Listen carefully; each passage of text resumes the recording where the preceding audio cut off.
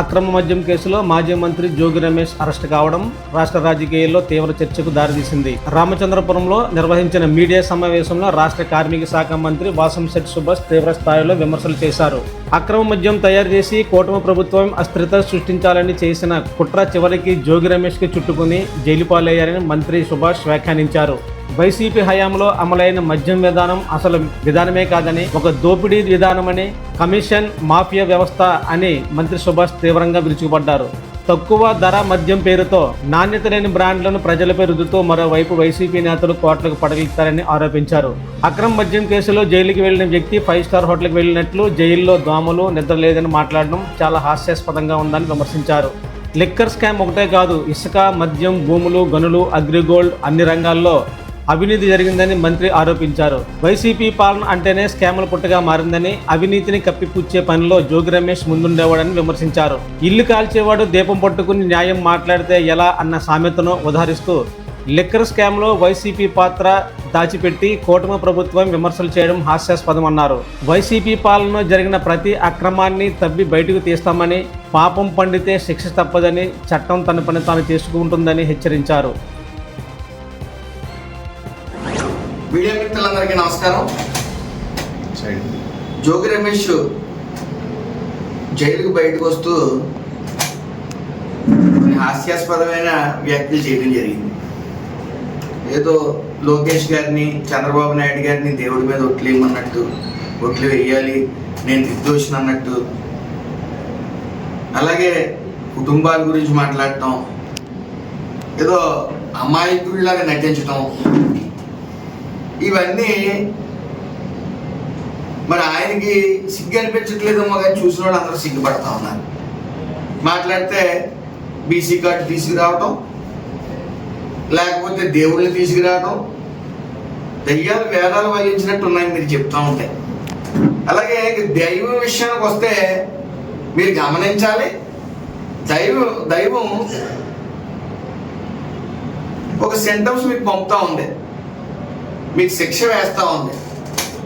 మీరు చేసిన అవినీతి, దేవాలయాల పట్ల మీరు చూపించిన అశ్రద్ధ, ప్రసాదాల మీద నాణ్యత లేకుండా మీరు చూపించిన చిన్న చూపు, ఏడుకొండలవాడి ప్రసాదం మీద, ఇవన్నీ వెరసి మీకు వేసిన శిక్ష 11. అలాగే ఈరోజు మీరు బయటకు వచ్చి నేను 83 రోజులు ఉన్నానంటున్నారు. 8 + 3 11. సరిపోయింది కదా. దేవుడు మీతో వింతాట ఆడుతూ ఉన్నారు మీరు చేసిన పాపాలు.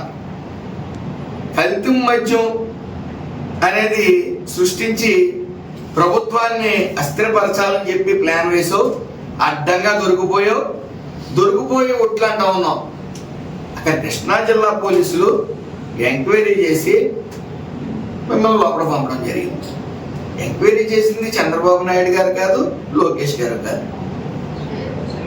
కాబట్టి మీరు గతంలో ఏదో పట్టాభి గారు ప్రెస్ మీట్ పెట్టారని, రాజకీయంగా అనేక రకాల ప్రెస్ మీట్లు పెడతారు. విమర్శలు, ప్రతి విమర్శలు సహజం. ఆ ప్రెస్ మీట్లు పట్టుకుని మీరు ఇళ్ళ మీద దాడి చేయడం, చంద్రబాబు నాయుడు గారి ఇంటి మీదకి వెళ్ళటం, అలాగే పట్టాభి గారి ఇంటి మీదకి వెళ్ళటం, పార్టీ ఆఫీసుల మీదకి వచ్చి ధ్వంసం చేయటం, మీరు చేసిన నికృష్ట పనులన్నీ మర్చిపోయారా? మీరు అమాయకుడిగా నటిస్తే ప్రజలు నమ్ముతారనుకుంటున్నారా? మాటల్లోనేమో మద్య నిషేధం, చేతల్లోనేమో మద్యం మాఫియా. మీ బతుకు ఎవరికి తెలియదు. అధికారులను మళ్ళీ బూతులు తిడతా ఉన్నారు. ఆయనేమో బట్టలు ఇప్పిస్తా అన్నాడు మీ జగన్మోహన్ రెడ్డి, మీరు బూతులు తిడతా ఉన్నారు. మీరు చంద్రబాబు నాయుడు గారు ఒకటే చెప్పారు, అన్యాయంగా ఎవరి జోలికి వెళ్ళాం, అలా అని అవినీతి చేసిన వాళ్ళని ఎవరిని వదలవన్నారు. అదే ఫాలో అవుతా ఉన్నారు ఈ రోజున. ఆ రోజు రెడ్ బుక్ అంటేనేమో ఎగతాళి చేశారు. ఈ రోజు మీరు చేసిన పాపాలకు లోపలికి వెళ్తున్నా సరే రెడ్ బుక్ వచ్చేస్తా ఉంది మీకు. ఆ రోజున ఎన్ని బూతులు తిడితే అసెంబ్లీలో, లేకపోతే పార్టీ కార్యాలయాల మీద ఎన్ని దాడులు చేస్తే, లేదా పార్టీ కార్యకర్తల మీద ఎన్ని దాడులు చేస్తే ఇంటి మీద దాడులు చేస్తే మంత్రులు ఇచ్చే తత్వం. నువ్వు ఆ రోజున పార్టీ కార్యాలయాల మీద దాడి చేసిన తర్వాత నీకు మంత్రి పదవి ఇచ్చారు, అది మర్చిపోయావు. మళ్ళీ బీసీ కార్డు వాడతావు.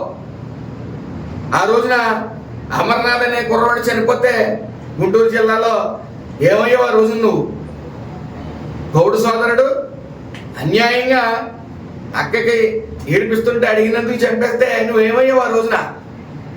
మొత్తాన్ని మళ్ళీ బయటకు వచ్చి పండగ చేసుకున్నారు. అలాగే గీత ఉపకులాలకు చెందిన వ్యక్తివి నువ్వు ఏ రోజన్నా గీత ఉపకులాలు గుర్తుందా? నీ 5 ఏళ్ళలో బీసీలు మాట్లాడి ఉంచండి, అసలు గీత ఉపకులాలే గుర్తులేదు నీకు. గుర్తుంటే నువ్వేం చేసావు? చవటకాన దద్దంలా కూర్చున్నావు నువ్వు. ఈరోజు కబుర్లు చెప్తా ఉన్నావు. మీ నాయకుడు జగన్మోహన్ రెడ్డి ఆయన ఏమన్నాడు? 1.5 సంవత్సరం తర్వాత నేను ప్రజల్లోకి వస్తాను, ప్రజల సమస్యల మీద పోరాడతానన్నాడు. మళ్ళీ నిన్న వచ్చి అంటారు, నిన్న మొన్న ప్రెస్ మీట్లో 1 సంవత్సరం తర్వాత వస్తానంటున్నారు. అంటే ఆయనే క్లీన్ చిట్ ఇచ్చినట్టు కదా. మా ప్రభుత్వానికి ఆయన క్లీన్ చిట్ ఇచ్చాడు. ప్రజా సమస్యలు లేవు కాబట్టి ఆయన పాదయాత్రలోకి రావట్లేదు. ఇంకో 1 సంవత్సరం కూడా నమ్మకం ఉంచాడు మా ప్రభుత్వం మీద. ఇక మీదట కూడా ప్రజలు సంతోషంగా ఉంటారు కాబట్టి ఇంకో 1 సంవత్సరం వరకు నేను రాలేను పాదయాత్రకి అని 2.5 సంవత్సరాల తర్వాత పాదయాత్ర పెట్టడం జరిగింది. ఎక్కడ చూసినా మాఫియా. నువ్వు కేవలం ఒక రౌడీలో వ్యవహరించావు తప్ప ఏ రోజు మంత్రిలో వ్యవహరించలేదు. నీకు నీ వరకు నువ్వు చేసిన మాఫియాకి లోపలికి వెళ్తుంటే దేవుళ్ళు గుర్తొస్తున్నారు, బీసీ కార్డు గుర్తొచ్చేస్తుంది. అసలు ఈ అగ్రిగోల్డ్ స్కామ్ గురించి నువ్వు ఇప్పుడు వరకు నోరెప్పలేదు. క్లీన్ బౌల్డ్ నువ్వు. అందులో పక్కా ఆధారాలతో పాటు లోపల పంపించడం జరిగింది మీ అబ్బాయి. అగ్రిగోల్డ్ స్కామ్ మీద నువ్వు మాట్లాడవు, అదో స్కామ్. Liquor mafia. ఇంకా నీ బతుకంతా వీళ్ళు మాఫియాలు చేసుకునే బతికారు. ఈరోజు నీతి కౌరులు చెప్తా ఉన్నావు, దేవుణ్ణి అడ్డం పెట్టుకుంటా ఉన్నావు. నువ్వు 10 రోజుల ముందు ఒట్టేయండి అన్నావంట. నీ మాట వినలేదంట. నువ్వు చెప్పిన విధంగా అధికారుల్ని పెట్టి నువ్వు ఎలా కోరితే అలాగా ఎంక్వైరీ చేస్తారనుకున్నావా? కాబట్టి నీ దొంగ నాటకాలు, దొంగ వేషాలు ప్రజలు అందరూ గమనించారు. అందుకని మీకు 11 సీట్లు ఇచ్చారు. మళ్ళీ నువ్వు 83 రోజులు ఉండొచ్చావు. ఇంకా నీ మాఫియాలు చాలా ఉన్నాయి, అలాగే స్కామ్లు చాలా ఉన్నాయి. చట్టం దాని పని అయితే చేసుకుపోతుంది, అందులో ఏ విధమైన సందేహం లేదు. నువ్వు అక్రమ కేసుల గురించి మాట్లాడుతూ ఉన్నావు. ఎక్కడ చిన్న మచ్చలేని చంద్రబాబు నాయుడు గారిని అన్యాయమైన కేసుల్లో ఇరికించి ఆ దేవుడు లీల ఆ రోజే తెలిసింది. ఆ రోజు 110 సీట్లతో తెలుగుదేశం కైవసం చేసుకుంటుంది ఎన్డీఏ కూటమిని. ఆ రోజు సర్వేల్లో తెప్పితే మీరు 54 రోజులు ఆయన ఉంచితే ఇంకో 54 సీట్లు అదనంగా వచ్చినాయి. అది దేవుడు లీల. దేవుడు ప్రతిదీ చూస్తాడు. నీకు 8+3 83 రోజులు ఏదైతే ఉన్నావు, అందుకని 11 రోజులు 11 సెంటిమెంట్గా మీ వైఎస్ఆర్సీపీ వెళ్తుంది కాబట్టి ఆ 11 నీతో కూడా కంటిన్యూ అయింది. ఇక మీదట కూడా మీరు ఏ స్కామ్ల్లో ఉన్నారో అన్ని బయటకు వస్తాయి. స్కామ్లు చేసిన వాళ్ళని వదిలే ప్రసక్తి లేదని చంద్రబాబు నాయుడు గారు చెప్పడం జరిగింది. అందులో ఏ విధమైన సందేహం లేదు.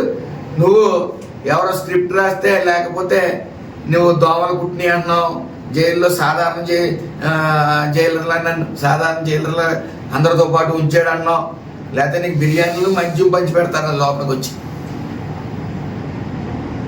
ఏదేమన్నప్పటికీ సృహలో ఉండమని మాట్లాడుతూ మరి ఏకవచనంతో మాట్లాడే నీకు మర్యాద నేర్చుకోమని హితవు పలుకుతూ అందరికీ నమస్కారం.